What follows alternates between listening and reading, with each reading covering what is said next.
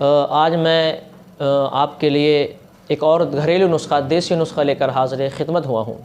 آپ لوگوں سے مدعوانہ گزارش ہے کہ میرے چینل کو سبسکرائب کر لیں اور زیادہ سے زیادہ لائک کریں اور شیئر کریں تاکہ میں بہترین سے بہترین دوا آپ حضرات کی خدمت میں پیش کر سکوں۔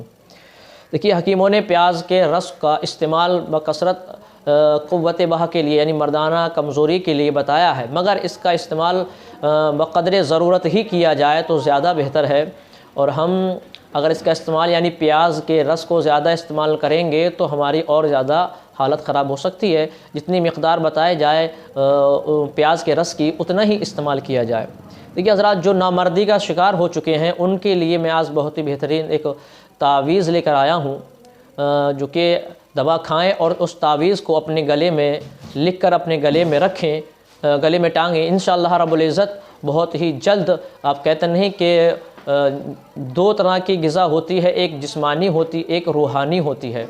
تو جو نامردی کا شکار ہو چکے ہیں وہ دونوں طرف سے ہوتے ہیں۔ ایک تو ہم جو ہماری جسمانی کمزوری کی وجہ سے ہم نے اس کو اپنے اعلیٰ تناسل کو، اپنے ذکر کو، اپنے لنگ کو کمزور کر دیا ہے۔ دوسری اندرونی طور سے ہمارے ذہن کمزور ہو جاتے ہیں، ہماری روح کمزور ہو جاتی ہے گناہوں کی وجہ سے۔ تو ان کی وہ تمام وجوہات کی وجہ سے جو ہمارے سیکس پاور ہے، ہمارے ٹائمنگ کی جو وقت ہے ہمارا وہ کم ہوتا چلا جا رہا ہے۔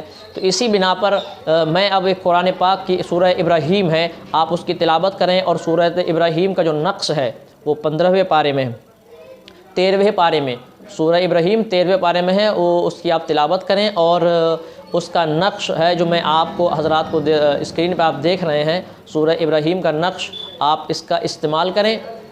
اس کو کسی اپنے جاننے والے سے، حکیم صاحب سے، کسی مولانا صاحب، امام صاحب سے اس کو لکھوائیں اچھی طریقے سے زعفران سے، اور اس کو اپنے گلے میں کالے تاگے اندر کر کے ایک چاندی کا جو وہ آتا کھول آتا ہے اس میں رکھیں، تاکہ انشاءاللہ رب العزت آپ کو دوا بھی کھائیں گے تو اندرونی اور دونوں طرف سے، جسمانی اور روحانی طرف سے آپ کو جلد سے جلد آپ کو شفا ملے گی۔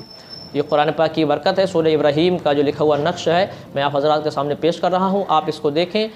جو بھی جاننے والے ہوں، ہمارے غیر مسلم بھائی ہیں وہ بھی کسی مولانا صاحب سے اس کو لکھوا کر اپنے گلے میں ڈالیں، مگر اس کا ادب آپ پر ضروری ہے میرے بھائیوں، کیونکہ یہ قرآن پاک کی آیت ہے۔ میں اس کو صرف اس لیے بتا رہا ہوں آپ کے فائدے کے لیے کہ جو زیادہ نامردی کا شکار ہو چکے ہیں، ان کے لیے کہ آپ دوا کا بھی استعمال کریں، اور ساتھ میں اس تعویذ کو لکھوا کر اچھے عامل صاحب سے، مولوی صاحب سے، زعفران سے، اور اس کو حفاظت اپنے گلے میں رکھیں بہترین کر کے، تاکہ اگر آپ لیٹرین میں جائیں یا کہیں ایسی گندی جگہ پر جائیں تو اس کو اتار کر تعویذ کو اپنے اندر رکھیں، کسی صاف جگہ پر رکھیں، پھر واپس آئیں تب گلے میں ڈال لیں۔ بہرحال آپ ایسا کریں گے انشاءاللہ رب العزت بہت ہی جلد آپ کی جو نامردگی ہے وہ ختم ہو جائے گی، آپ کو تندرستی اور اللہ آپ کو شفا عطا فرمائے گا۔